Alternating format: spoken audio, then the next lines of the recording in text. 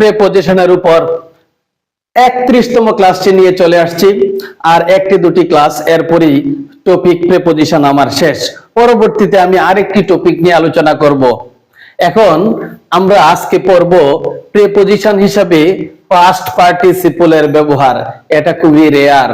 আমরা past participle কখনো preposition হিসাবে যে পাস্ট পার্টিসিপল বসতে পারে এটা অনেকেই আমরা জানি না। আজকে চেষ্টা করব এটা ভালো করে বোঝার জন্য। গিভেন শব্দটা কারণে বা বিবেচনায় হিসাবে বসতে পারে। যেমন গিভেন হিজ এজ, তার বয়স বিবেচনায় হি ইজ ভেরি ক্লেভার, সে ছোট্ট একটি বাচ্চা, তার বয়সের বিবেচনায় সে এতটা ক্লেভার, এটা বিশ্বাস করা যায় না। গিভেন হিজ এজ, তার বয়স বিবেচনায় হি ওয়াজ ফরগিভেন, তাকে কি করে দেওয়া হয়েছিল? ক্ষমা করে দেওয়া হয়েছিল। একটা বয়স্ক লোক একটা অন্যায় করে ফেলেছেন, তার বয়স বিবেচনায় তাকে ক্ষমা করে দেওয়া হয়েছিল।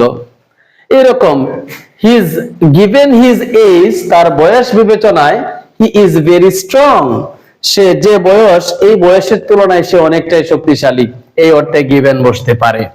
প্রোভাইডেড, এই provided, providing that, provide that এগুলো মূলত কনজাংশন, এগুলা প্রিপজিশন নয়। তবে একটু একেবারেই রেয়ার ব্যবহার রয়েছে, এটা লাইকের মতো। কনজাংটিভ প্রিপজিশন গুলা খুব বেশি খেয়াল করা হয় না যে এগুলা প্রিপজিশন কি না।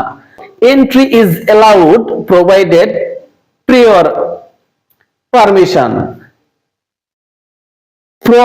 প্রবেশ অনুমোদিত কেবল যদি পূর্ব অনুমোদন থাকে। কেবল বা যদি, মাত্র, মাত্র পূর্ব অনুমোদন থাকলেই এন্ট্রি অনুমোদিত।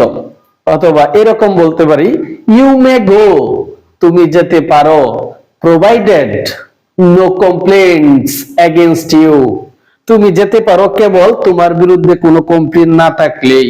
এরকম অর্থে এই প্রোভাইডেড শব্দটা প্রেপজিশন হিসেবে ব্যবহৃত হয়। বেয়ার্ড, এটা বাদে বা সারা অর্থে ব্যবহৃত হয়। যেমন বেয়ার্ড হিজ লেজিনেস, তার অলসতা ব্যতীত, সে শুধু একটু অলস, এটাই তার দোষ। অলসতা ব্যতীত অন্য সব দিক তার ভালো। অলসতা ব্যতীত he is a good student, অলসতাটা বাদ দিলে অন্যভাবে চিন্তা করলে সে একজন ভালো স্টুডেন্ট, তার মধ্যে একটু অলসতাই রয়েছে। অ্যাকসেপ্টেড, এটা একেবারেই রেয়ার।